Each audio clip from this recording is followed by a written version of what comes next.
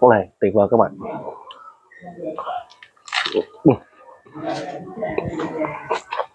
Hôm nay người nó cũng mệt lắm mà anh chị, mệt nhưng mà cũng ráng quay nè, kênh mới mà mình cũng không bỏ được.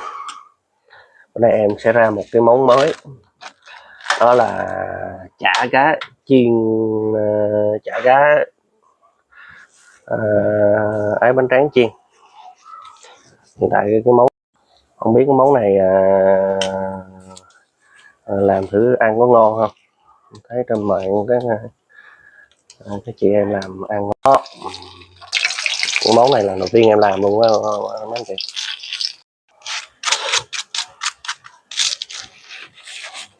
Miếng dưa leo,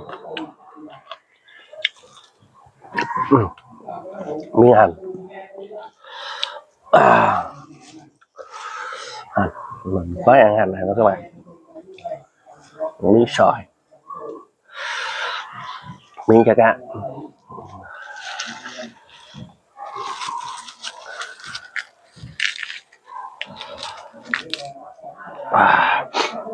Mời các bạn nha.